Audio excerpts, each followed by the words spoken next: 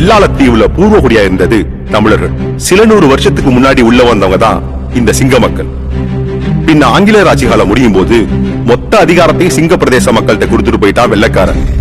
அப்ப ஆரம்பமானது இந்த இனவாதம்.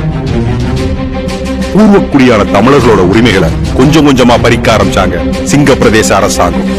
கல்வி, மொழி, அரசியல், நிலம்னு எல்லாத்தையும் பறிக்க ஆரம்பிச்சாங்க.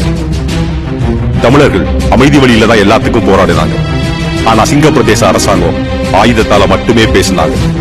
இது எல்லாத்தையும் பார்த்துக்கிட்டே இருந்த ஒரு இளைஞன், இதுக்கு ஒரே தீர்வு, அவங்க பேசுற ஆயுத மொழியிலேயே நம்மளும் பேசுவோம்னு ஆயுதத்தை கையில் எடுத்தான்.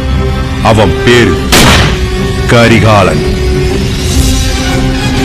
கரிகாலன் தலைமையில மக்களே அங்க ராணுவமா மாறினாங்க. அவங்க கட்டமைச்ச ராணுவத்துக்கு பேரு மக்கள் ராணுவ படை. அதுல ஆணும் பொண்ணும் சமமாதான் நின்னாங்க. இங்க எப்படி வெள்ளைக்காரனை விரட்டி அடிக்க சுபாஷ் சந்திர போஸ் ஐயனே ஆரம்பிச்சாரோ அதே மாதிரிதான் கரிகாலனும் அங்க கட்டமைச்சார்.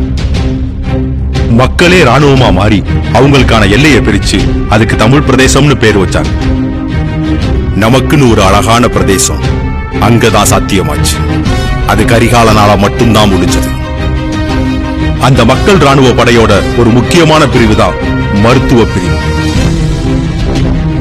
இந்த மருத்துவ பிரிவு மொத்தம் 3 கட்டமா செயல்படுவாங்க. 1, களத்துக்கு சண்டைக்கு போற அணியில மருத்துவ முதலுதவி தெரிஞ்ச ஒரு ஆள் இருப்பாங்க.